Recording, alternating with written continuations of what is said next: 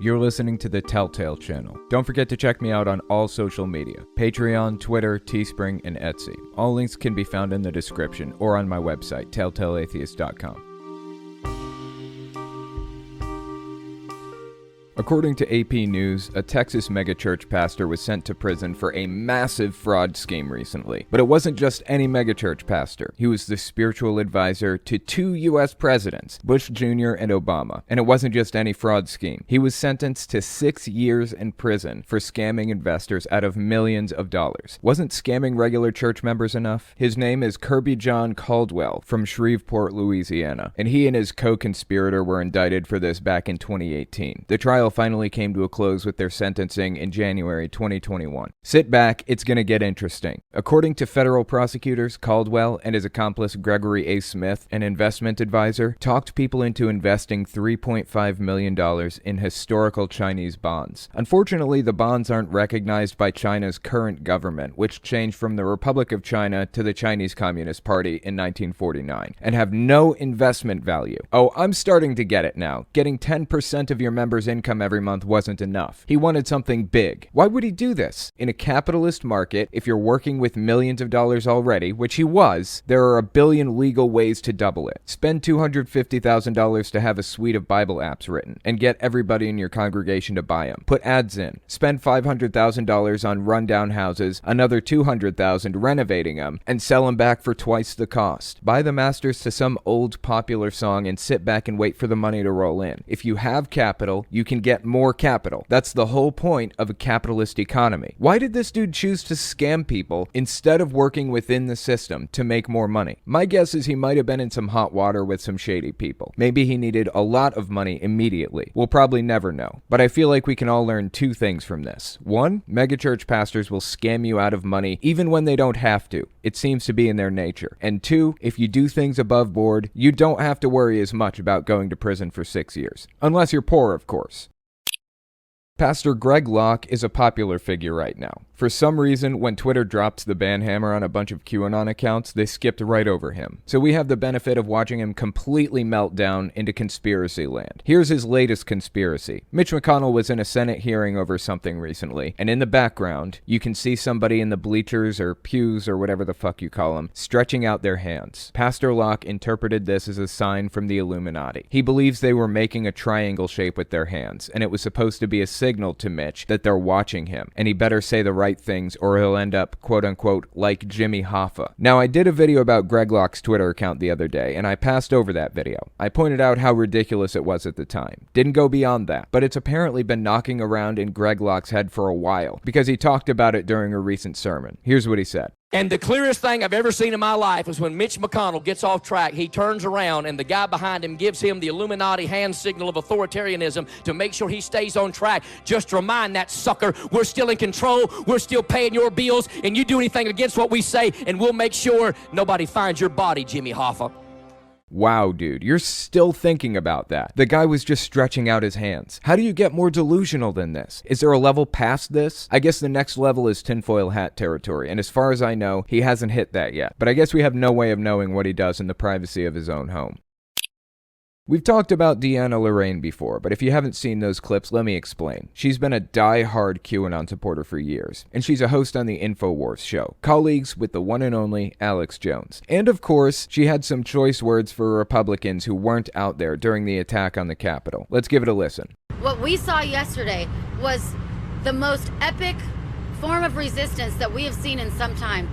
This was the spirit of 1776 emanating from all of us, every fiber of our beings. It was this true spirit of resistance, not these people that go to these ridiculous rallies over and over every weekend, honking their horns, warning, waving their American flags. I mean, that's great, but you pretend that you're fighting the commies, that you pretend you're 1776.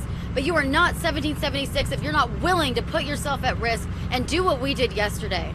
So that's how you flip the script. For the record, I'm not really sure if Deanna Lorraine was in the attack or not. I would guess not, but I think Alex Jones was there. Either way, what she's doing here is defending the use of violence. She's an extremist. If you believe in violence in the US to political ends, then I consider you an extremist, plain and simple. And honestly, I know she doesn't realize this, but the vast majority of the US population agrees. If you use violence to achieve your goals, it doesn't benefit you in the end. You look like an extremist. And the other side, the side that disagrees with you politically, they use it against you. You're only giving them ammunition. Martin Luther King Jr. understood that. That's why he was purely nonviolent. But this chick is taking pride in the fact that she believes in violence. These people need therapy, seriously. But even me saying that makes them believe that I want to send them to camps. Half the US is in tinfoil hat mode, and I really don't know how to solve it. Pastor Greg Locke is a popular figure this week. Obviously, he's a gigantic, obnoxious Trump supporter. And as I mentioned earlier, he believes the Illuminati is out to get him. But over the past few months, no matter how bleak it looked, he continued to believe and claim that Trump is going to be inaugurated on January 20th, despite contradictory evidence. Despite the fact that he clearly lost the election fair and square, he never let go of that delusion. Well, he decided to get up on stage in front of his entire congregation and tell them that other pastors stupidly claimed that God told them that Trump would be inaugurated. Give this a listen. Now what's floating around on the internet is all of these people that, let me use the word loosely, prophesied that Trump was going to remain in the presidency for the remaining 4 years. Now they're all being called false prophets, and so here's what they're doing. Now they're sending out these letters and these statements saying, well, somehow or another, we got it wrong, which, by the way, they're going to feel very, very stupid in a couple of weeks. Okay, fair enough. They made a fool of themselves, something we can both agree on. After calling out his fellow idiots, he said this. If you go back and watch every video from this platform or any video that I've done, even the one from the tree that I shared a couple of months ago or a month and a half ago about the dream, you will notate that I am very careful not to say the word of the Lord told me to tell you that Donald Trump is going to remain the president for the next 4 years. I have said I have good authority. I believe with all of my heart. I am 1,010% confident. But never one time did I say that Donald Trump is going to remain the president because the Lord told me that he was. Now, I may have a strong opinion on that, but I've been careful not to willy-nilly use those phrases because when God tells me something, I want to make sure that God told me that something. Okay, interesting. So he's saying he never claimed God told him that Trump would be inaugurated. Tall claim, but I don't feel like going through hours of content to find an example of it. Let's take his word for it for the sake of argument. Listen to the next part. Now, that being said, I'm not trying to backpedal because there is one conspiracy theory in the world right now and only one. The real conspiracy theory are the foolish people that think Joe Biden is actually going to be the president of the United States on January the 20th. You have lost your mind if you believe that. Okay, rationality has left the chat. What does he think is going to happen? He doesn't believe it's going to be divine intervention. He specifically said God did not tell him that Trump would be president. He made that pretty clear in the last couple clips. Without divine intervention, there are two possible paths to a Trump victory, as far as I can tell. Possible path number one, his insurrectionists rise up, destroy the entire government, and install a dictatorship with Trump as the leader. Possibility number two, the deep state really does exist, and Trump really was taking him down. And everything QAnon said turns out to be true. I don't really see any other way around this. Trump has exhausted every legal avenue he had. No options left. And he even committed acts of sedition in an effort to take the election win from Biden. It all failed. So what does Greg Locke expect? At this point, I'm really not sure there's anything knocking around up there. Time to put the tinfoil hat back on. You guys remember Pastor Robert Jeffress, right? He's the guy who said this. Look, David, there is a great contrast between the peaceful civil rights protest of John Lewis and Martin Luther King Jr., who actually based their protest on the teachings of the Bible, compared to these anarchists who are basing what they're doing on rebellion against the Bible. And this. We have allowed the atheists, the secularists, the humanists to hijack our Constitution and pervert it into something our forefathers never intended. That's what the problem is. He's an extremist Christian who believes that church and state should be indistinguishable from each other. But after the election ended, surprisingly, he wrote an op-ed on Fox News basically saying that Republicans should align behind Biden. It was a huge surprise, to me at least, especially considering what percentage of Trump's base is made up of extremist evangelical Christians. And after the attack on the Capitol, he tweeted that he doesn't accept political violence when the left does it, and he won't accept it when the right does it either. Knock me over with a feather. Seriously surprising. Well, Jeffress is back in the news. He came out and said the real Christians had absolutely nothing to do with the attack on the Capitol. Well then, that's interesting. I have to say, there are plenty of Christians there who believe they're real. What's the defining factor that makes your congregation different from them? What if some of your congregation was in the crowd? Are they going to be excommunicated? The Christians who participated in the attack believe they were completely in the right to do what they did. I'm trying to wrap my mind around this guy's logic, but I have to keep reminding myself that there's none to be found here. He said, quote, "We've got to acknowledge what happened on Wednesday at the Capitol was not only a crime, it was a sin against God. The people who stormed the Capitol, the people who killed that police officer, were not a part of the kingdom of God, as some claimed. They were a part of the kingdom of Satan." End quote. Fascinating. Well, I think the guy is wrong. There were a ton of people there who claimed to be Christian. And who is he to tell them otherwise? Christian is a self-assigned label. If somebody says they're a Christian, then they're a Christian. That's simple. But I think the quote from him is significant for other reasons. This is his attempt to distance himself even further from Trump. He wrote that op-ed on Fox News about standing behind Biden, and he's now tweeted and spoken publicly about how bad the attack was, how he didn't stand behind it. This is actually a pretty big deal. The guy is the leader of a megachurch, has a show on Fox News, and he's a contributor on there constantly. They always have him on as their resident Jesus expert. He's a major representative for the evangelical voting bloc. This is evidence of a massive party schism. The Republican Party is falling apart right now, and I have to say, it's a delight to watch. Before we take a look at all that, let's listen to some voicemails. Don't forget, if you want to call in and leave a voicemail, the number is 1-800-701-8573. Hey, this is Owen. If you're comfortable, leave your first name and state at the sound of the tiny truck backing up. Hello, this is Derek Louise Kendrick. I am from Massachusetts in America. I just want to say I'm a pretty big fan of yours, and I just have one question. And my question is about, atheism. I'm obviously a God believer, and I was just wondering, if people claim to be atheists, why do they use stuff like, "Oh my God, Jesus Christ, holy crap"? Thank you if you're answering this question. Pretty big fan. Support everything you do. God bless. I appreciate that. Very interesting question. The answer to that is because it's part of the culture. I do the same thing. I say, "Oh my God," or "Oh God," or whatever. It's a more polite way of saying something that may contain a swear otherwise. Like, instead of saying, "Oh fuck," you say, "Oh God." And then there's the even more tamed down version that's safe for even Christian ears, "Oh gosh." So that's why people use those euphemisms. It's just part of culture. Why do atheists celebrate Christmas? Christmas is like a giga-religious holiday, right? It's just because it's part of their culture. I celebrate Christmas, and I didn't grow up doing it. I just enjoy it. Hey, Owen, it's Dan from Florida.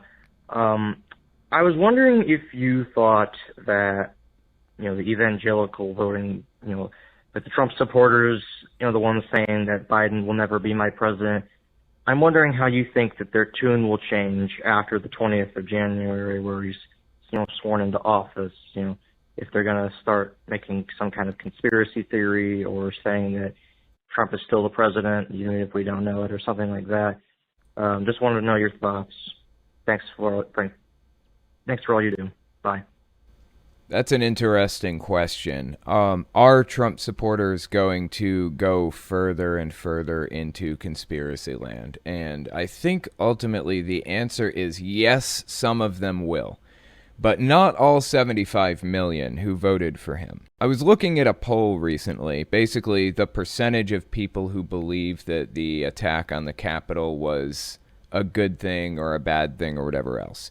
I believe that the poll said 86% of the U.S. population says the people who perpetrated the attack are terrorists, and 5% say they're patriots. So that leaves 14% who don't believe that they're terrorists, and 5% believe that what they did was a good thing, that they're patriots. If you do the math on that with, say, 350 million people in the country, that evens out to somewhere around 15 to 17 million people who believe in the Trump cult, who are actual full-blown members, versus the 75 million who voted for him.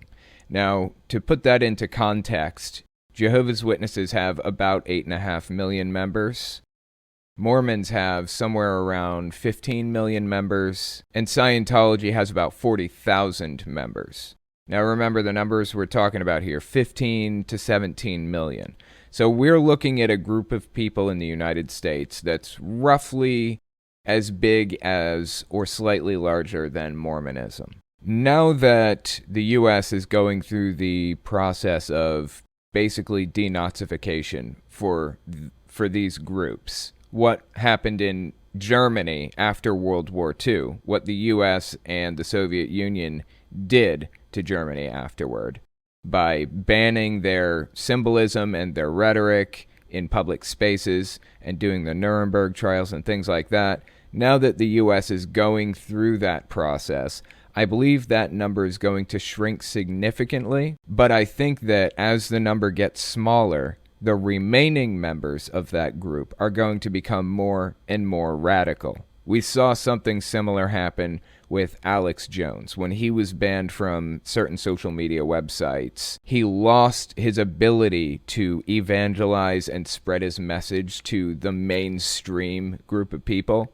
But the people who watched him before are even more radical now because they feel like they are being wronged. They feel like they're being persecuted because their favorite commentator has been kicked off of every social media platform. Was it right for him to be kicked off of every social media platform? Yes, because he was calling for violence and propagandizing. That is reason enough for me. Was it right for Trump to be kicked off of social media? Yes, he called for violence. He caused violence, and he propagandizes nonstop. So in those two cases, I believe it was right for them to be removed from social media, and the end result will be they'll start to lose followers. They won't be able to bring in as many new followers as they could before, but the ones that are currently members are going to become more radicalized, or they're going to leave, one or the other. Hey, this is Justin from North Carolina, and I was curious on your opinion. So I'm an atheist, but I've thought about going to a Jehovah's Witness church area center that's nearby my house just for the fun of it one day, and I just wanted to know if do you think I should, and if so, what should I be aware of or watch out for, and if not, why don't you think I should go? But keep up what you do, man. I really appreciate it. Yeah, I appreciate the phone call. In my opinion, it's probably a waste of time, but if you're interested, then do it, man. I've been considering going to some churches that are kind of odd and out there, like trying to find a Church of Christ service. I think that'd be interesting to attend, just to see what it's all about. Obviously, I have no interest in joining personally, but getting a feel for their church culture is something that you really can't get anywhere else. So I have considered going to something like that. And if you're really interested in it, just figuring out how it operates and how they act and what they do and all that, then go for it. Nothing's stopping you. That being said, I would recommend when you go there, keep your eye out for things like love bombing. If somebody walks up to you and wants to get to know you and they're super excited and smiley, got their perma-smile going on, just like most cult members have, make a mental note of it. That should send up a red flag to you. Love bombing is a hallmark of a cult. It is what you should expect when you walk into a cult. But sometimes walking into a cult like that and seeing how they interact with people, it's worth it just in itself. It's a really fascinating experience to watch these people regurgitate their programming sometimes, as sad as it is. The biggest of Chungai. So in your opinion, what cult have you covered do you find the most interesting, and what about them do you find so interesting? Honestly, I really like the Heaven's Gate cult. I think that cult is fascinating because, as tragic as it was, For one thing, I don't feel like Doe, the leader, aka Marshall Applewhite, I don't think that he was setting out to hurt people or to gain power. I don't think that's what it was about for him. I think that it was about spreading truth. Of course, he's full of shit, obviously. He never gained guardrails. He never gained the guardrails that you need when attempting to run a cult. If you don't put those guardrails up and keep yourself straight, you go off the extremism cliff, and it ends badly every time. Look what happened to David Koresh and the Branch Davidians. Look at what happened at Jonestown. And look at what happened to Heaven's Gate. They didn't have guardrails. They didn't keep themselves grounded in reality, and it ended the same in every case. That's what happens. So I think Heaven's Gate is the most fascinating to me, to get back to the question.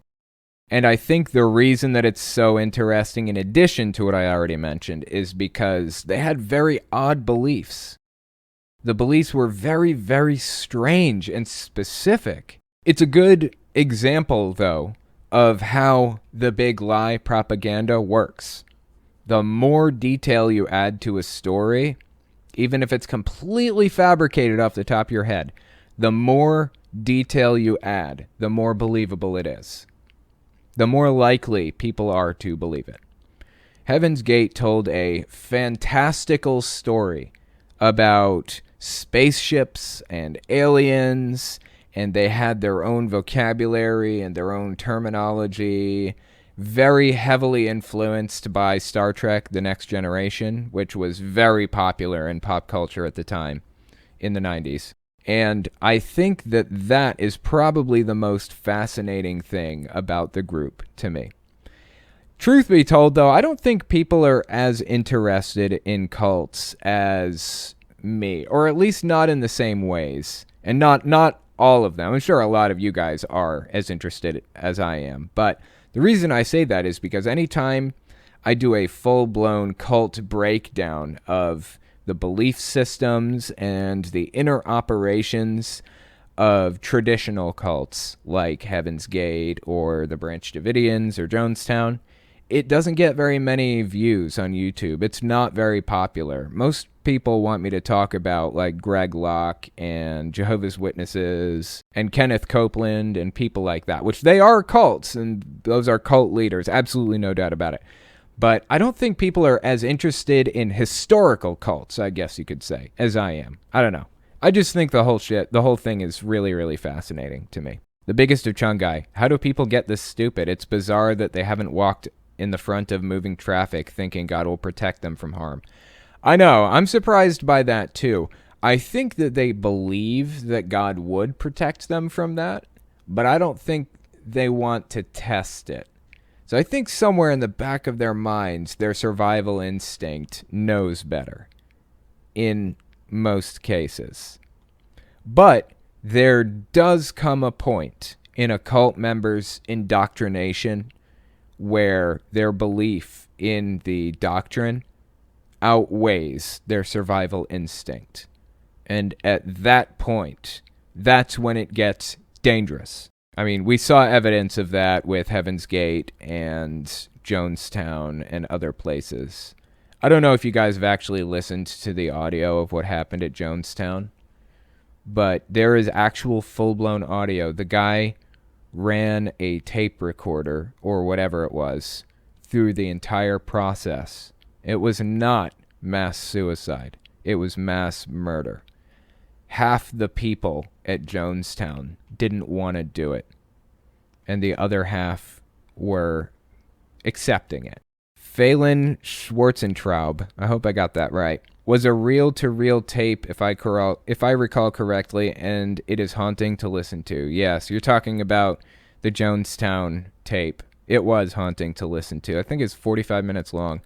The FBI files are public, and you can listen to a lot of the recordings Jones did. Yep, I did a video about Jonestown forever ago, and I listened to the entire 45-minute tape. It is fucking horrific, dude. You can hear people yelling and crying and screaming and everything else, and in the very end of the clip, you hear a shotgun go off where he killed himself after everybody else was dead, or almost everybody. But interestingly enough, there were actually survivors from the Jonestown cult. A lot of them. There were like 70 or so guards who weren't there that day. Also, there were some people who escaped through the bushes, interestingly enough. And they've done interviews. Those people have done interviews with like the news and stuff afterward. Very interesting to watch and listen to what they had to say about it. Just fucking heartbreaking for those people, man. Seriously. I mean, this guy's sitting there smoking a cigarette and telling the story, and you can see the horror behind his eyes as he's like recounting this stuff. They were forced to take the potion. The Kool-Aid and cyanide? Yes. And where did they take the babies? Into that back area and lay them? It is so heartbreaking, man. I fucking hate this stuff sometimes, that people had to go through this. But I feel like I owe it to him to listen to his story, you know? He just went through something fucking horrific, and I feel like I owe it to him to listen.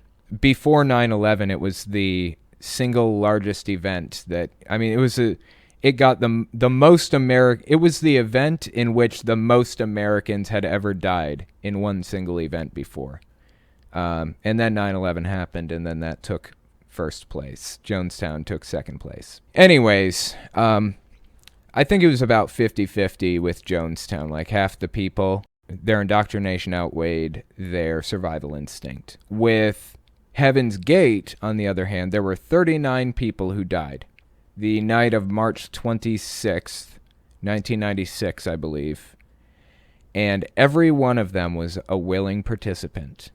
Heaven's Gate brainwashed their people deeper than Jonestown did. I mean, it was fucking deep for them. I mean, some of the males were even willing to get castrated without a doctor. They went to a fucking storage unit. And no doctors, no nurses. They took a fucking scalpel and cut those puppies off themselves. Imagine believing in your religion so deeply that you do that. That shit's fascinating to me and heartbreaking at the same time. When we come back, we're going to talk about Pastor Greg Locke living in fear of the Illuminati. Give us 30 seconds and we'll be right back. You're listening to the Telltale Channel. Don't forget to check me out on all social media: Patreon, Twitter, Teespring, and Etsy. All links can be found in the description or on my website, telltaleatheist.com.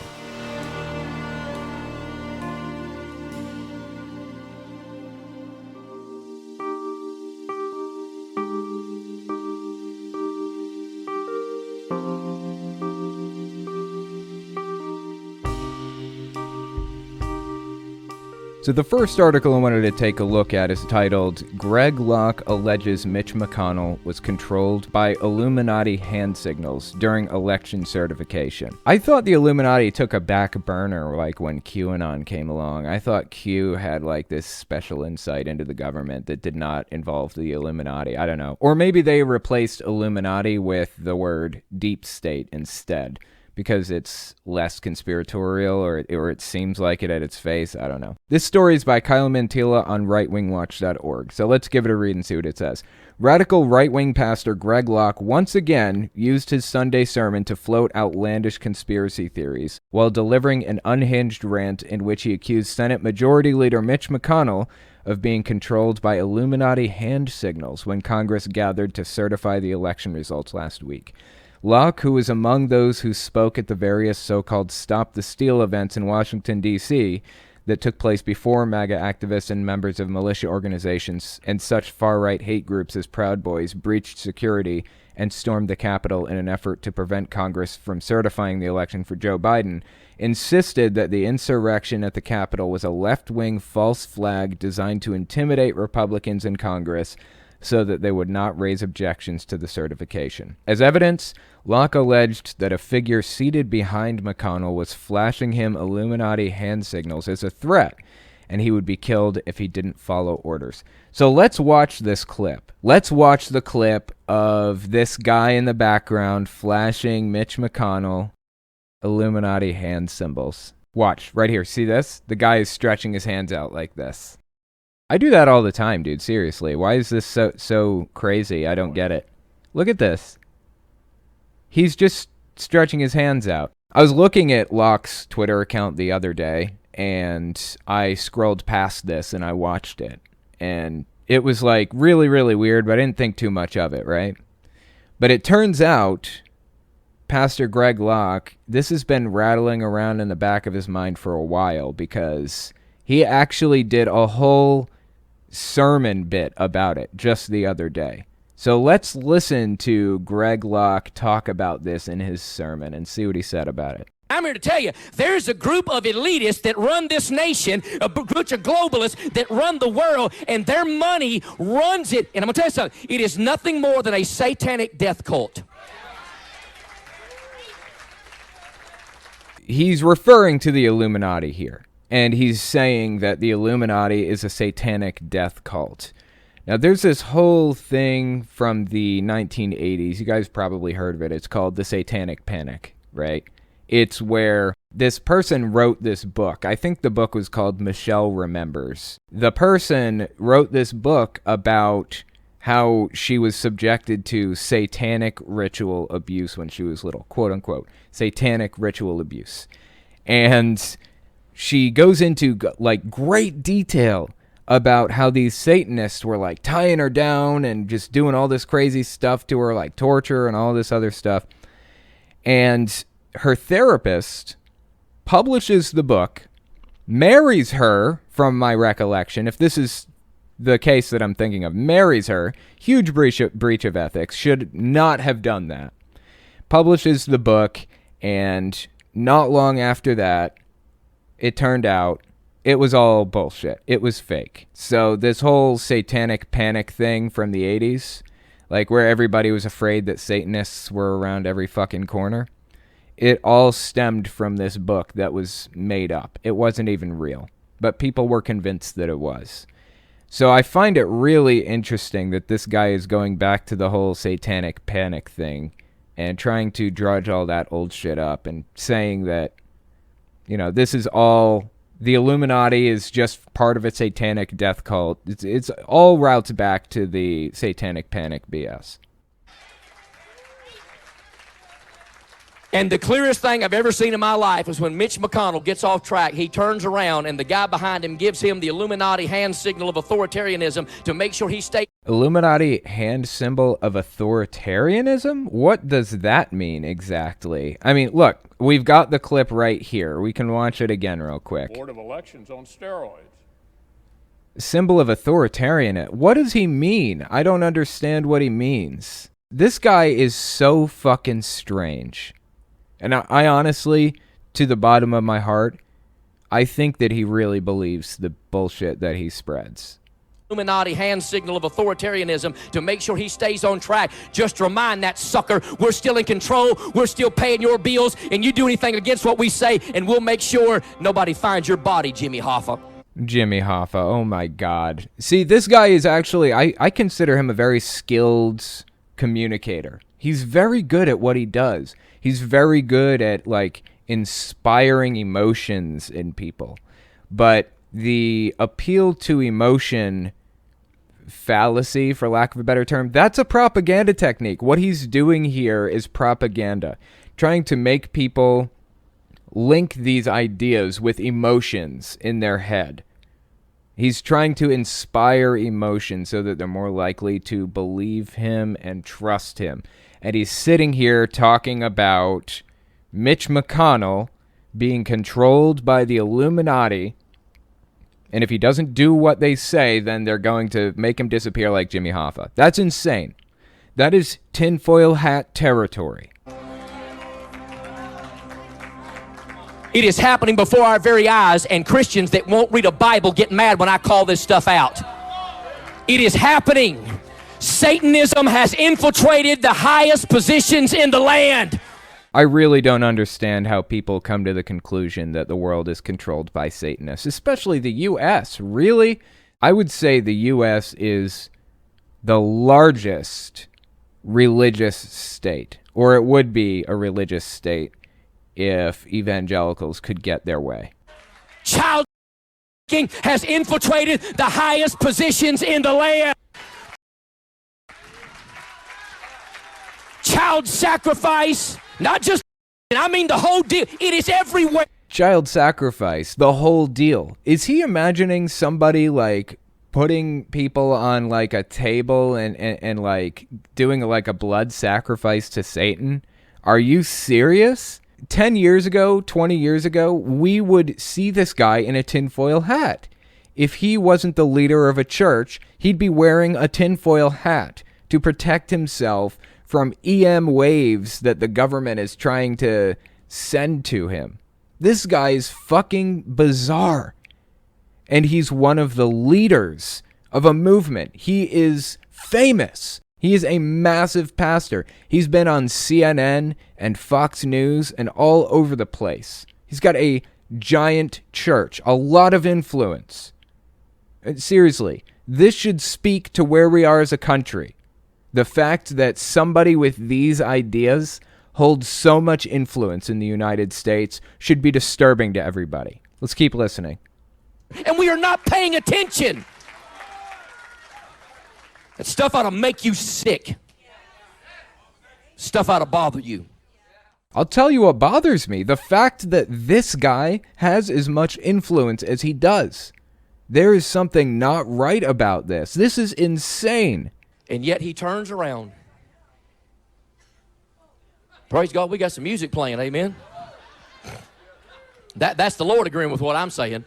That's the Lord agreeing with what I'm saying. Fascinating. In a little while, we're going to be talking about a story where he says that people who claimed that God told them that Trump was going to be president for the next 4 years, they're fools. He says, I never said that God said that. I only said that I said that. So he does this video where he says people who claimed that God told them that Trump would be president for the next 4 years, they spoke presumptuously. They spoke for God when God didn't say that. Now what's floating around on the internet is all of these people that, let me use the word loosely, prophesied that Trump was going to remain in the presidency for the remaining 4 years. Now they're all being called false prophets, and so here's what they're doing. Now they're sending out these letters and these statements saying, well, somehow or another, we got it wrong, which, by the way, they're going to feel very, very stupid in a couple of weeks. And now he's actually saying, he's speaking for God here. He makes this big fucking deal about how he only ever speaks for God if he's 100% confident that God is speaking to him and wants him to reveal those words, blah, blah, blah. And here we are. That's the Lord agreeing with what I'm saying. It's kind of off the cuff, but it shows a hypocrisy in this guy. He's willing to speak for God and represent God if it benefits him. But the moment things go south, he claims that God never said that, and people who said that God did are idiots, blah, blah, blah. I think it really reveals part of his mindset. It reveals where his head is at in some ways. But we watched plain as day those people give the hand signal to make sure he stays on track. To make sure he stays on track. This symbol right here is to make sure that Mitch McConnell stays on track. Where is this guy's tinfoil hat? Let's take a look at Super Chats. Kevin Slims. Globalist who control all the money is code for Hebrews. Yeah, that's true. Historically, that has been the case. A lot of the time, that's a long-running conspiracy theory. Why doesn't Greg Locke just come out and say that shit? I don't know. Z Commander. Who's worse, Greg Locke or Steven Anderson? Steven Anderson is worse. Steven Anderson's worse.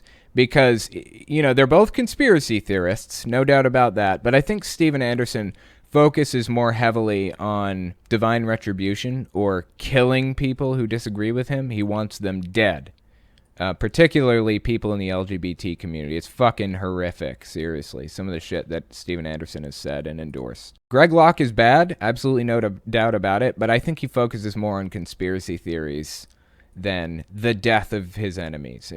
They both focus on each subject in their own way, but Steven Anderson's worse, in my opinion. Z Commander 9088. I think atheist cults can exist, but any examples? Is it really possible? Anything's possible.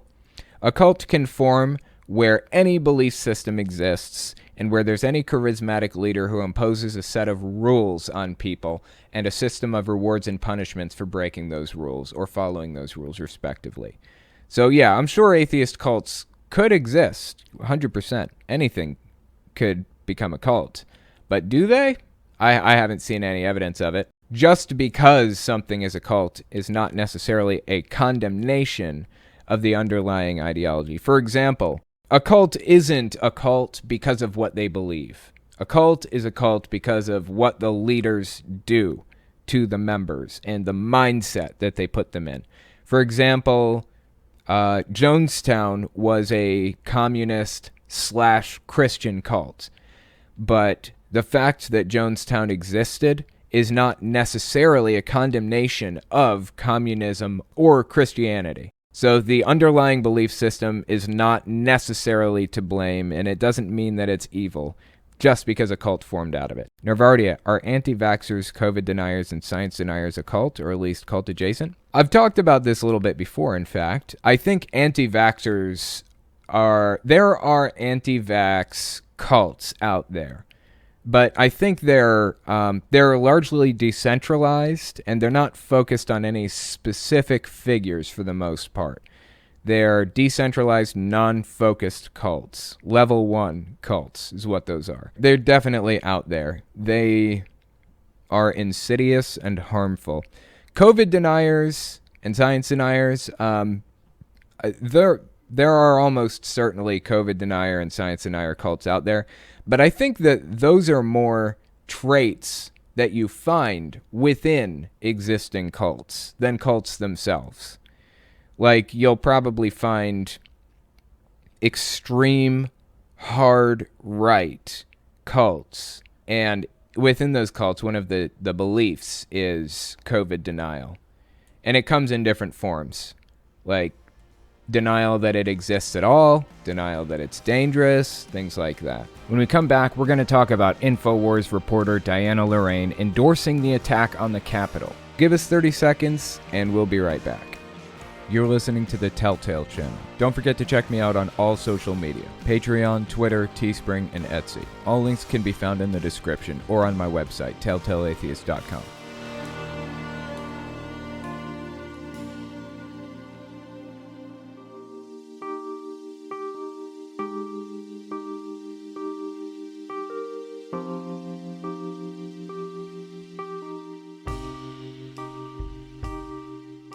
So the next article I wanted to look at is titled, "America Patriots Did This. Deanna Lorraine says the Capitol insurrection was a good thing and MAGA should be proud." This is written by Kyle Mantilla on rightwingwatch.org. So let's give it a read and see what it has to say. QAnon conspiracy theorist Deanna Lorraine was among the thousands of Trump supporters who descended on Washington, D.C. this week for a rally aimed at pressuring Congress to not certify the presidential election because of their fealty to President Trump, who lost the election to former Vice President Joe Biden. In an apparent effort to disrupt Congress' certification process, a collection of white nationalists, QAnon adherents, and other MAGA activists breached security and stormed the Capitol. I'm sure everybody here has already heard the story. But for the record, I didn't actually know that Deanna Lorraine was physically there. I was unsure if she was there or not. I guess this means she was. Let's keep reading. In the wake of the terrorist act, conservatives and Republicans have been baselessly trying to claim the insurrection on undercover anti-fascist activists. Yeah, I knew that they were trying to blame it on Antifa. As usual, they blame everything on Antifa. That's their boogeyman. Don't get me wrong, left-wing violence exists and right-wing violence exists. Although right-wing violence is objectively worse, it's measurable. There is not an equivalency between the two. But Republicans been trying to desperately blame it on Antifa this entire time. Fascinatingly. Let's keep reading the article. Lorraine, who was on the ground when the mob rampaged through the Capitol, is outraged that conservatives are so ashamed of what happened that they're trying to blame the left. So she's lashing out at those who criticized the rioters, declaring that she is proud of what took place because American patriots did this. Let's watch the clip and see what she actually says here. It is time that we up-level. It's time that we level up our Wait, is it up level or is it level up? Which are we trying to do here? I just want to be clear, so I'm in on the game plan. It's time that we up-level. It's time that we level up our show of force. And for those wussies that are sitting at home right now, that are watching their Fox News and CNN and watching their social media, and you pretend like you're a conservative, you pretend like you're Republican, and you're pretending like you're fighting the commies. Okay, first of all, why are people obsessed with communism? Why are they so obsessed with like the idea that communists are controlling the government in the United States? It's completely absurd. We don't even have a socialist in our federal government, as far as I know.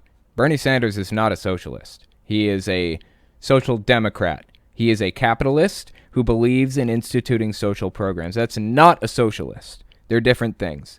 And these people are going straight to commie. Like, this is absurd. What is wrong with these people? On another note, I don't know if you guys realized this or not. I found out recently, but Deanna Lorraine, this woman here, she is with InfoWars. Basically, she is Alex Jones's colleague. He hired her as one of his like correspondents or whatever. And Alex Jones was on the ground at the Capitol when this was happening. Now, right before I got on the podcast earlier, I was listening to a few YouTube clips and I was watching the Majority Report, which I don't typically watch. It was just in the list, so I clicked the button because I was taking a shower and stuff. And on the Majority Report, Sam Seder was saying Alex Jones was actually telling them not to storm the Capitol. He was trying to get them to not do this. And here we have Deanna Lorraine, InfoWars correspondent, telling people to be proud of what they did. She was in the crowd. I don't know if she made it into the Capitol building itself, on the other hand. If she did, I would think that she'd be arrested by now because they're going through all the pictures and arresting these people for this kind of thing. But I find that extremely fascinating. Like, there's like a disparity between Alex Jones and his correspondents right now. And you're pretending like you're fighting the commies. And for you to sit there and buy into this MSM narrative, hook, line, and sinker, that we are national terrorists, domestic terrorists, that we are violent, that Is she denying that she was being violent, or that, Trump supporters are being violent at the Capitol? How can she deny that? She's saying that the media is painting them as being violent. They were! And she admits it in a second. What is she talking about? I thought she took pride in it. Domestic terrorists, that we are violent, that we were so inappropriate and so embarrassing to you guys, and you are disgusted by our display. You were never a real patriot. You should be ashamed of yourself. How dare you throw these patriots that have been there all day yesterday and fighting the real commies? We're the ones at war fighting for you guys. How dare you say that you're ashamed of us? Are you kidding me? These people live in a delusion. These people live in a delusion, seriously. They live in an alternate reality from us. We do not share the same reality. In philosophy, there's this idea of solipsism. There are three basic assumptions that every human makes, right? Assumption number 1, we live in a reality. Assumption number 2, we share that reality with each other. Assumption number 3, we can make predictions and run tests in this reality that we share. Those are the three basic assumptions, pretty much. These people live in a different reality from us. Like, I don't know where their minds are. They are not where everybody else is. These people are working off a different set of facts and information completely. This is a cult. Seriously, this is how a cult operates. This information control. This is how it works. They are modifying the information and filtering it before handing it down to other people. changing the information to fit a very specific narrative and a specific perspective that they want people to have when they watch it. And now the cult member becomes the cult leader. The victim becomes the victimizer. In Deanna Lorraine's case, she used to be a cult member, and now she is one of the people who's responsible for disseminating information to other cult members. We're watching it happen right in front of us. This is a cult. What kind of a patriot are you? What we saw yesterday was the most epic form of resistance that we have seen in some time. This was the spirit of 1776 emanating from all of us, every fiber of our beings. It was this true spirit of resistance, not these people that go to these ridiculous rallies over and over every weekend, honking their horns, warning. Honking their horns. Love it. With an M instead of an N. Okay. I'm sorry. Let's continue. Waving their American flags. I mean, that's great. But you pretend that you're fighting the commies, that you pretend you're 1776. But you are not 1776 if you're not willing to put yourself at risk and do what we did yesterday. You're just all talk and no walk.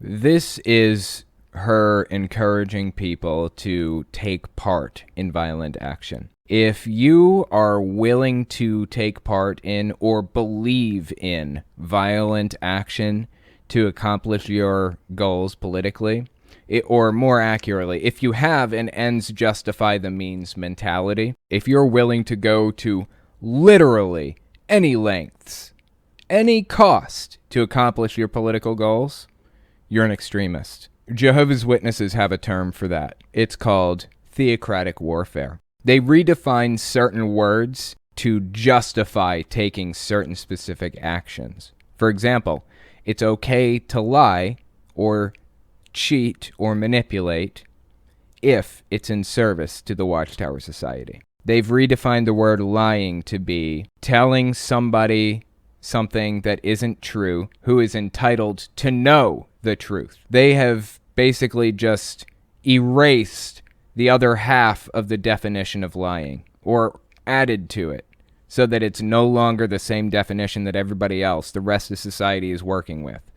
It's the same with Scientology. The fair game doctrine, they are willing to do anything if it's in service to the organization. That's extremism. That's what extremism is. An ends justify the means mentality. It is okay to do something if you're benefiting the organization that you're working for. That's what a cult does. And that's what she's justifying right here. An ends justify the means mentality. Time, because we have tried every means. We've been nice, we've been polite, we've followed the rules. Did you catch that? We've tried every means. We've followed the rules. We've tried everything. We've played by their rules, blah, blah, blah. We've exhausted our legal means and our civil means. We've done all of that and nothing has worked. So it is time to show us a show of force. Yesterday was symbolic, and I hope that this is the start where we level up our show of force, where we level up our show of fight. I guess level up is what she wanted, not up level. She is actually calling for violence now. This is her calling for violence. And for the record, this is where my moral line sits. I am okay with deplatforming if they propagandize in such a way that it could lead to violence, or if they say something that calls for violence in some way. Like Steven Anderson, for example. This is a perfect example. Steven Anderson from the NIFB, he says he wants, you know what, I think this may have been Tommy McMurtry, actually, from the NIFB, but he's friends with Steven Anderson. He's a general for Steven Anderson. Anyways, they say they want gay people where they belong, 6 feet under, quote unquote. That's what they say. That isn't a direct call to violence. They're not directly telling their members to do it, but it could lead to one of their members doing it through the idea of stochastic terrorism. I don't know if you guys know that term or not, but the idea of stochastic terrorism is if you have an audience of 1 million people and all you do day in and day out is demonize Hillary Clinton. Talk about how evil she is. A sick person. She makes shit up about her. She does this thing. She does that thing. She hates these people. She hates those people. She's coming for you personally. She knows where your address is, and she's going to find you, and she's going to take you out. If you say these things day in and day out to an audience of 1 million people, what are the chances that 50% of those people are going to act on it and preemptively try to take her out? Very, very slim. 50% aren't going to do shit. They're just going to sit there, get more and more indoctrinated over time. What's the chance that 20% of those people are going to do something? 20% of 1 million. So what's the chance that 200,000 people are going to do something against Hillary Clinton physically? Almost zero. It's very, very low. What's the chance that 1% of those people intend to do something? Still probably pretty low, right? What about 0.1%? What about 0.1% of those people? What is 0.1% of 1 million? Is that 10 people? If you convince 0.1% of 1 million people that Hillary Clinton is going to come after you and hurt you if you don't hurt her first, that's 10 people, I think, who are willing to actually take part in violent action. That's a non-zero number. That's fucking scary. That is what stochastic terrorism is. You don't know who's going to act on what you're doing and saying. You don't know how many people are maybe mentally ill and listening to you and believing you. But somewhere, somebody might be just mentally ill enough to do it, to act on what you're saying. I mean, how many followers does Steven Anderson have? A lot. Thousands probably total throughout all of the NIFB churches. If only 0.5% of those people decide that they're going to act on what Steven Anderson says about the LGBT community, that means people are going to die. That's where I draw my line. Stochastic terrorism. If they are demonizing somebody and saying things like that they believe that gay people belong 6 feet under, that may not be directly calling for and inciting violence, which is the legal line. They could go to jail for that. They may not be crossing that legal line, but they've crossed my moral line for it. And I am okay with deplatforming them. Not sending them to jail, but removing their ability to cause stochastic damage like that, at the very least. And in my opinion, that's what Deanna Lorraine is doing right now. She is causing stochastic danger to people by telling them that they should engage in this action. Bravery and real courage. Yesterday was symbolic, and I hope that people start seeing it as heroic and jumping in on the action, and that it's contagious, because we need more of it, not less. We need more of what happened yesterday, not less, and do not let the media brainwash you into thinking yesterday was some bad or evil or shameful thing. When I look at the images of what happened in the videos, because I was on the ground and I saw what happened and what we went through, I'm proud. I've never felt more pride in my heart and soul than yesterday, and by seeing these images. And you should be proud too. And if you're not, then you were never a real patriot, and you were never down for the cause and never wanted to fight. Fascinating. So she's gatekeeping here. If you don't believe in violence, then you're not one of us. That's basically what she's saying here, right? No one should be ashamed at what happened, and no one should also be blaming Antifa for what happened. American patriots did this, and it's a good thing. It's not a bad thing. That is interesting. She wants to take credit for it. She wants to take credit for it. Even though it looks really fucking bad in the media right now. Even though what they did is extreme and wrong in every sense of the term. She still wants to take credit for that. That should give us a glimpse into her headspace too. Where is her head at? There is something really wrong in the country right now. There is like a cancer that's been growing for 4 years. And this woman right here is a direct result of it. We're going to have to deal with these people somehow. We're going to have to grapple with this problem of having a cult in political power in the United States. We have to deal with it somehow. An army of therapists? I don't know what the answer is, but it's going to have to be dealt with. Let's take a look at Super Chats. Z Commander 9088. Why do you think right-wing violence is worse? Because of FBI reports saying that it is worse and more widespread than left-wing violence. Specifically because of the FBI reports. It was an objective claim, not a subjective one. I don't have the sources on me right now, but I would be willing to bet somebody in the chat has the link if somebody wants to post it. Eastern Flower. Horms, right? Horms. What the hell was that all about? That was fucking weird. Zolfner. AOC identifies as a socialist. No, she identifies as a social democrat or a democratic socialist. What she is in reality is a social democrat. She's a capitalist who believes in social programs to boost the economy. That's not socialist. Unless she believes in the democratization of the workplace. Basically, workers control the means of supply and production, which usually ends up basically turning into the government. Typically, in history, that's what's happened. That's socialism. AOC does not believe in socialism. Even if she claims she is, she does not actually believe in seizure of the means of supply and production.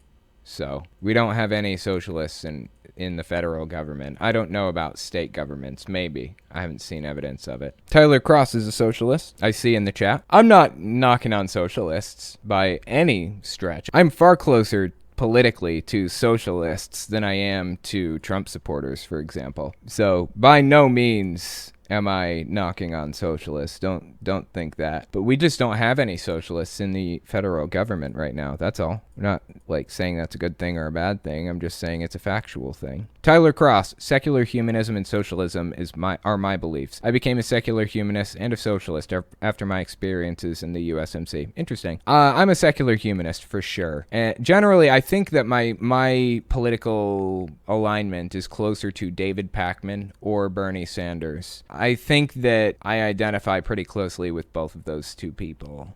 Capitalist, but I want social programs to prop up the people who are disadvantaged in society, because the economy ultimately is like a pyramid, right? There will always be somebody on the bottom. There's no way to avoid that. It's the nature of this economy. Somebody is going to be on the bottom. They should not be so poor that they can't survive. That's wrong. I want social programs to ensure that everybody is capable of earning a wage that can support themselves. And if they're incapable of working, I want social programs to make sure that they are taken care of anyways. I want to expand Social Security, make it easier for people with mental disabilities to get Social Security disability payments, make those payments higher, make food stamps easier to access, raise the means testing, things like that. I want to expand government assistance, basically, so that no matter who you are, no matter what you're doing, where you are in life, if you need help, it will be there, period. That's what I believe in. Zolfner, social programs enable abuse. Abuse is going to happen, period, in society, no matter what. That's always going to be the case. There's a ton of abuse within the military. You think that people aren't abusing that system? Of course they are. That's just the nature of it. Minimize the abuse by doing your best to prevent it and track it down and prosecute where you need to prosecute. That should not nullify the program for everybody who genuinely needs it. Prince Zodiac, get some green egg and horms. That's funny, man. That's really funny, actually. That's pretty clever. People are fucking weird, dude. I love that she just said horms with an M and then just kept fucking going. Didn't miss a beat. Like, that's what I meant to fucking say. God, she's such an odd person. You know, I can't knock her. I've done that shit before, I guess, at some point. I'm a streamer. I know how it goes. Lucifer Jones, trying to use the Constitution to impeach Trump, yet you are violating the Constitution. It's a tall claim. Interesting. I simply disagree. I don't think that we're violating the Constitution in any way, shape, or form. Blue Tacoon. Hey, first time caught you live. Is there any place where you post your entire podcast? I only see clips on this channel. Am I missing something? Good question. I put the podcast in a playlist, and the clips released throughout the week. At the end of the week, on Friday, after 12 o'clock Eastern, you can go to the playlist and play the whole thing beginning to end. Basically, I'll have, like, you know, the intros and all of the everything. It'll all be organized into a big long playlist. Or you can go to like any podcasting app like Castbox or iTunes or whatever. Spotify, I'm on there too. Just go there and pull up Telltale Podcast. I upload it every single week. No video on that one, but you know, it's basically the same. I mean, what do you have to look at on the video? On Fire. Just a reminder that that type of violence you mentioned is exactly what happened to Dr. Tiller 10 years ago. Fox News, specifically Bill O'Reilly, did that. I remember that. They called him Tiller the Baby Killer. And he was just a doctor at a women's health clinic, basically. And their stochastic villainization of him led to some lone nutcase taking action into his own hands. That's called stochastic terrorism, and Bill O'Reilly is responsible for his death. If you do that kind of shit, I believe you should be taken off air. Of course, Bill O'Reilly was taken off air, but that was for different reasons. When we come back, we're going to talk about Pastor Greg Locke claiming he never said God told him Trump would win the presidency. Give us 30 seconds, and we'll be right back. You're listening to the Telltale Channel. Don't forget to check me out on all social media: Patreon, Twitter, Teespring, and Etsy. All links can be found in the description or on my website, telltaleatheist.com.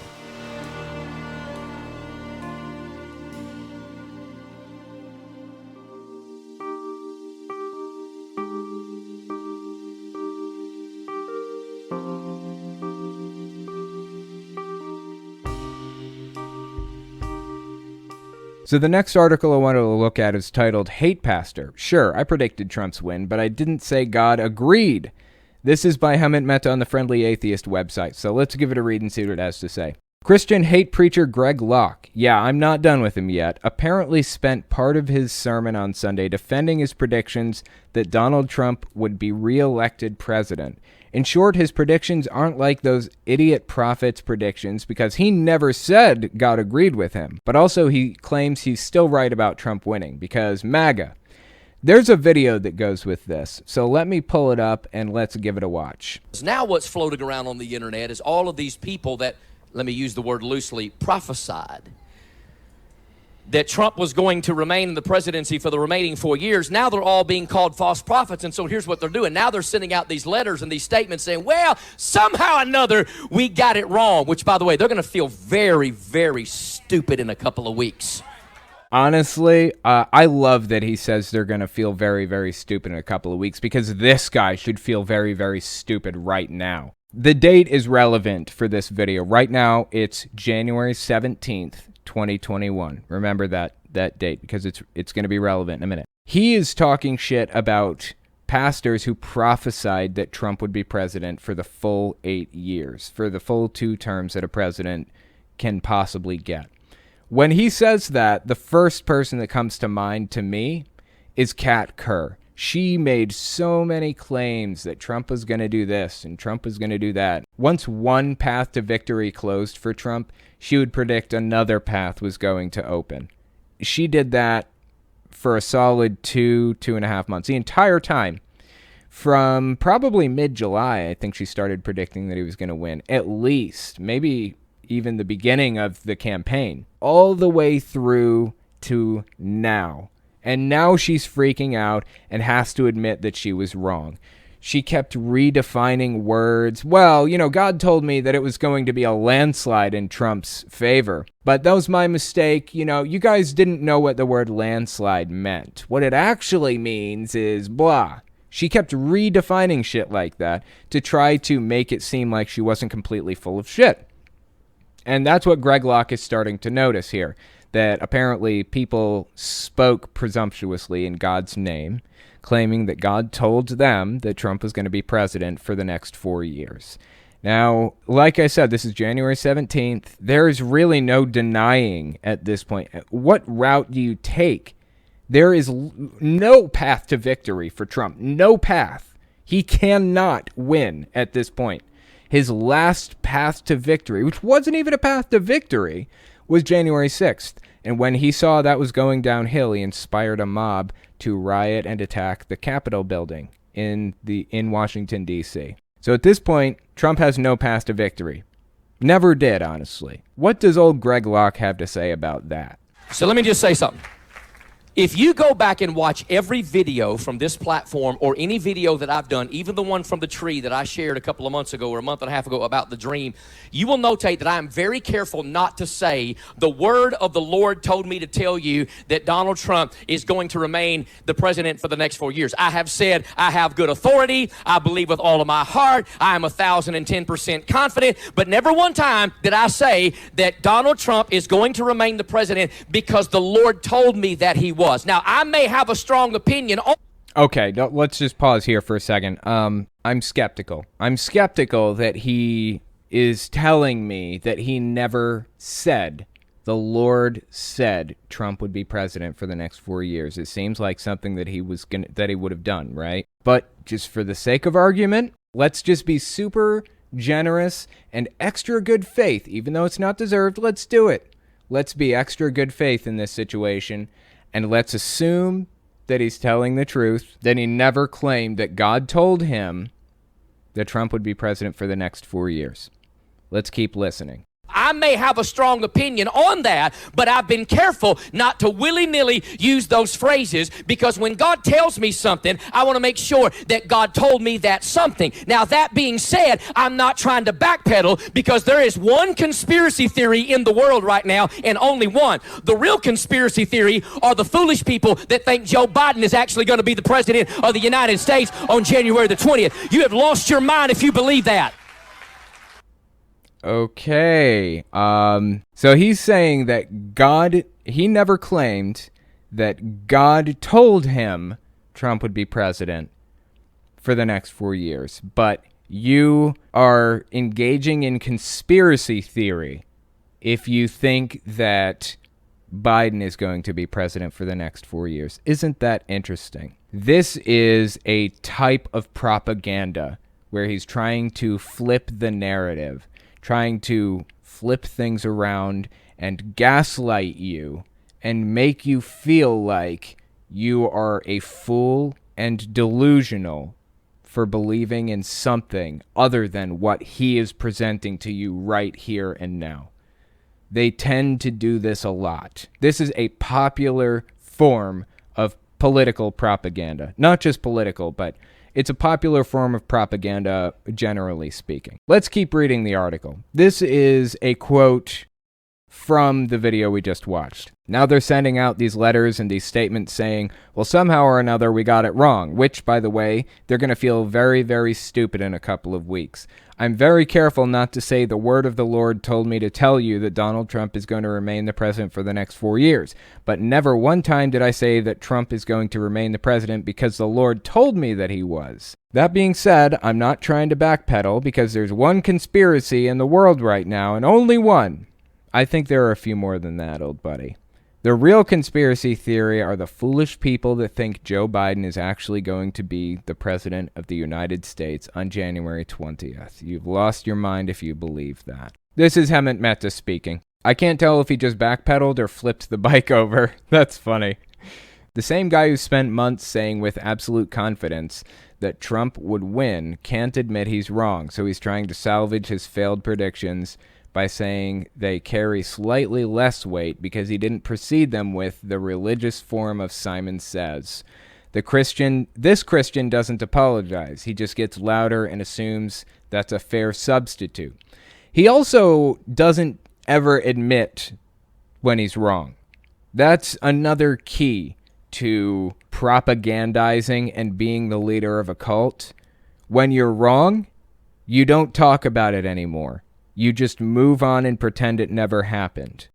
That's why people in high places in government, like Trump, for example, don't face accountability. He does something really, really fucked up, and everybody's really unhappy about it, like, for example, gassing protesters at Lafayette Square, or sending the military into U.S. cities with bayonets to shut down protesters, or sending Department of Homeland Security teams into U.S. cities with military uniforms and military weapons and kidnapping people, throwing bags over their heads and putting them into vans. That's the kind of shit that Trump does. That's the kind of shit that he engaged in. And what happened when it backfired on him? In some cases, he would take the exact opposite position. He'd say, it's shameful how the military went into these cities, blah, blah, blah, and blame somebody else for it. Or he just wouldn't say a fucking word. He'd just go completely silent on Twitter, pretend nothing happened, start talking about something else, or completely change the subject. This is called distraction propaganda, where you throw out some ultra-controversial subject and watch people fight over it for the next 2 weeks. Like when Trump would do something real fucked up, and he knew he fucked up, and he knew that his approval rating was sinking hard. Then he'd bring up the trans bathroom debate. He'd say, I don't think it's right for trans people to go into the bathroom of their choosing or whatever. And suddenly, society is embroiled neck deep in this ridiculous social argument that shouldn't even exist in the first fucking place. Let's keep reading. This is Hemant Mehta speaking. He's a Christian nationalist who attended the Capitol coup and blamed liberals for it, and thinks his never-ending defense of Trump will earn him praise from someone somewhere, not realizing that everyone who's not a member of his church just constantly mocks him for being a lunatic. Again, I don't think he really cares that much about being mocked, just like Trump.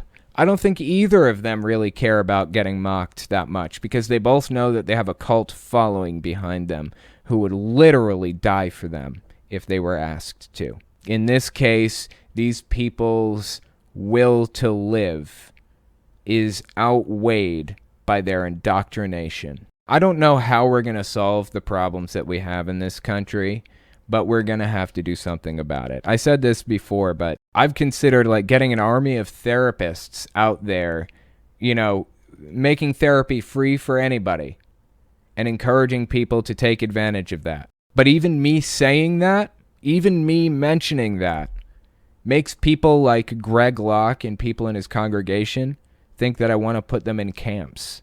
They think that me saying what I just did about offering free therapy to anybody means I want to put them in camps and force them to, like Germany in 1943, 1944. There's something broken in these people's brains. Like, we've got a big problem and it's going to have to be solved. Dizzy, hi, what do you think about Tom Hanks hosting the inauguration? What do you think Q will think because of it? My family likes Q stuff, and I guess Tom is the devil. Fascinating. I think QAnon is dying out quickly. A lot of traditional Republicans and Trump supporters who weren't necessarily Q supporters, they didn't say anything about Q. I think they were biding their time waiting to see how it played out before condemning or endorsing QAnon. But after the election, shortly after the election, a couple of weeks later, I think, the QAnon account supposedly, secretly, was up for sale for like $1 million or something like that. You could buy the QAnon like website and account and everything else for $1 million. I don't know how true that is. It was just a rumor. It's just a rumor. There's no supporting evidence to prove that it was up for sale, but that's what I heard. Anyways, I have a suspicion that Q is going to go silent now, that everything that they've said and done has been proven false. That's my guess. As far as Tom Hanks goes, he seems to be just like an honest guy who's fairly left-wing and interested in, you know, trying to move society in a more progressive direction. So that's what he seems like to me. I don't know much about the guy. Maybe he does have hateable qualities. Who fucking knows? But QAnon likes to build conspiracies about everything. So what happens when a cult disappears, basically? What happens when the leader disappears? Like, what happens when the leader is proven wrong? We can look to historical examples of that happening and see what happened. Like, what did the congregation do afterward? A good example, actually, is the Branch Davidians, the Waco, Texas cult, with David Koresh and everything. I just talked about them recently on my main channel. They switched between different groups and different leaders like a billion times over the years. They switched between the Davidians, the Rod, the Seventh-day Adventists, the Branch Davidians, just a bunch of different denominations. What was happening, generally speaking, is there would be a disagreement within the church, or somebody would make a prediction about the end or something like that. And the people who disagreed would split off into a new group, and they would create a new name and everything else. Another person would make a prediction about the end, the new leader would. It would fail, and the group would split off again. It kept going like that until it was a really small group on Mount Carmel, their compound near Waco, Texas. And then all that shit went down with the FBI. So anyway, usually what happens is when there's a power vacuum, somebody fills that power vacuum. Other leaders stand up and take charge. Other generals or deacons involved in the movement will step in and fill that void. When the U.S. went into Iraq, took out Saddam Hussein, who filled the power vacuum? That power vacuum's there. It's going to be filled by somebody. ISIS came in and filled that power vacuum in that case. Power vacuums are a bad thing. So right now there's a power vacuum within the QAnon movement, and we're going to see it filled eventually. There will most likely always be QAnon supporters. Almost guaranteed. They will be around forever. I estimate there are between 2 and 3 million of them. That's just my personal estimate, and I don't have a whole lot of data to back that up. It's just, studying the stuff for as long as I have and reading about all of it. That's kind of the conclusion I've come to. Take it with a grain of salt. But Jehovah's Witnesses only have 8.5 million members. And QAnon is between 2 and 3 million. That's pretty fucking big. Seriously, that's fucking big. There will always be a QAnon believer out there. Even if Q himself came out and said, this is me, this is who I am, I made it all up, it's all a lie, somebody won't be able to come to grips with that fact and will continue believing it anyways. Start making up conspiracies that person isn't actually Q, they're lying and stuff like that. Precious81, hello, I'm listening and playing Skyrim. I wonder if the cult of QAnon will dwindle or strengthen after Biden-Harris officially takes office. Q has made a lot of claims that were either going to be proven to be correct or incorrect after the election, after inauguration. Of course, depending on who is inaugurated. In this case, Biden is going to be inaugurated, and that proves Q's claims completely 100% wrong. So after this, I think Q is going to dwindle heavily. They've been proven wrong, and there's really no coming back from that for Q. Although, as any cult leader can do, Q could just come out and pretend he never made those claims. He could just come out and ignore it, just never address it. Just continue making claim after claim, just brand new ones. That's what the governing body of Jehovah's Witnesses does. That's what Trump does. They pretend that they were never wrong and just go about their business. They never answer any questions or anything like that. That's probably what Q will do, and they will continue to gain followers. But the fact that a lot of QAnon accounts and Trump supporters' accounts have been removed from basically every form of social media at this point, that means that their recruitment arm has been heavily truncated. It's going to be very difficult for them to gain influence again now that they've been removed, essentially, from public society. They can stand on street corners and scream all they want, but it's not going to get them anywhere. They're going to be viewed as the fucking nutcases that they are now. Let's take a look at Super Chats.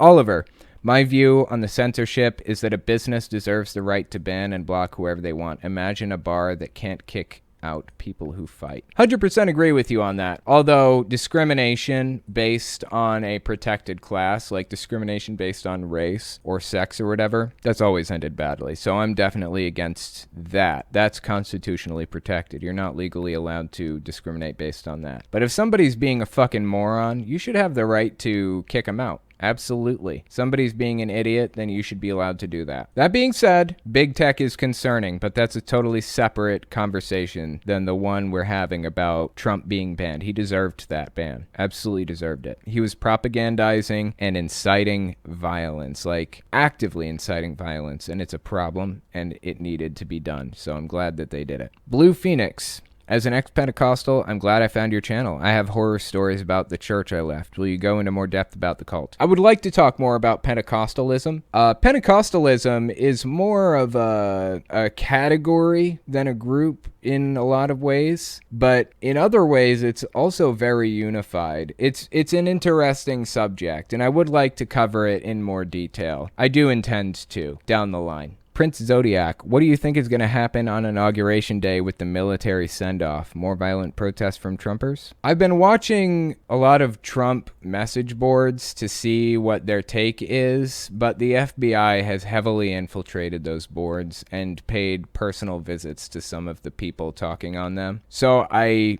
can't really trust what I'm reading on the cult message boards entirely, but what I've been reading is they're trying to lay low right now. Trump supporters are. The Trumpists. The cult members. I call it Cult 45. I think that's kind of catchy. Cult 45, if you will. They're trying to lay low right now because they know they have straight fucked up at this point and are being ostracized from society actively right now. So I'm not really sure what's going to happen. I'm not sure if there's going to be some real shit or not, but I'll tell you what I suspect. I think a lot of the people who were in the crowd at the Capitol on the 6th, I think they're just suckers who were there to show support for Trump, and they got led into an illegal situation where they broke into the Capitol. But some of the people in that crowd were organized and had plans and knew what they were doing. Like the guy who came with zip tie handcuffs. Like the people who planted the pipe bombs. That stuff was planned and organized. And those people knew what the plan was. It was a top-down type of structure. So my guess, my suspicion, is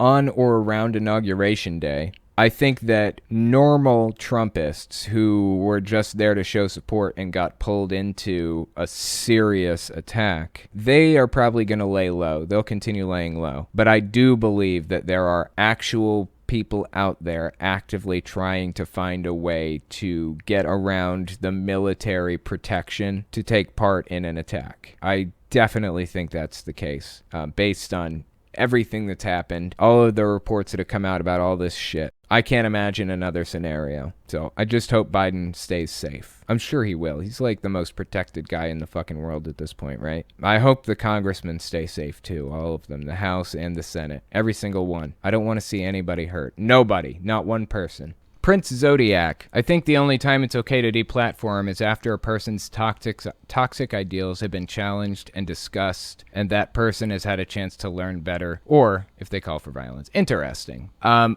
not opposed to that first part, but you know, if somebody learns from their mistakes, I'm okay with that too. But calls for violence, even if it's in a stochastic way, that's my line. Particularly if it's in a stochastic way, because that's usually how people call for violence. They know they'll get in deep legal trouble if they say something like outright, like, I want blah, blah, blah to die or whatever. I want somebody to do that. They know they'll get in trouble for that. They can't legally say something like that. So they usually do it in a stochastic way to get around those rules. Now, I don't want them put in jail for that necessarily, but I do believe that they should be removed from Twitter for it. I don't believe they should be allowed to keep a Twitter account if they're calling for or demonizing somebody that could lead to a stochastic attack. That's my position on it. Like I said before, I honestly believe that Trump is not going to come out of this with a good reputation. There's no way in hell he's coming out of this with a good reputation. I ate a Lego to give you money from Zach? You ate a Lego, huh? Do Legos produce money if you eat them? I should be eating more Legos. I had no idea. Thank you guys for coming and giving this a listen, and I will talk to you next week. If you like what I do and you want to make sure I can continue to do it, you can support me in a few ways. First, you can support me on Patreon. That's probably the best way. But if you want to get something back for your support, you can check out my Teespring. I sell all kinds of shirts and stickers and stuff on there. Second, you can support me by checking out my Etsy store. I sell 3D printed stands for every system, from the original Nintendo to the Xbox One. And finally, if you want to support me in other ways, you can check me out on my other channels. I have the podcast channel, which is where I talk about whatever's on my mind. Politics, social issues, whatever. You can also find it everywhere podcasts can be found. Or you can check out the videos on my main channel, where I focus on destructive cults. As it is with most channels these days, I rely on the support of viewers like you to keep my channel alive, so sharing my work is extremely helpful. Anyways, check me out in all those places if you haven't already. Thanks for listening, guys.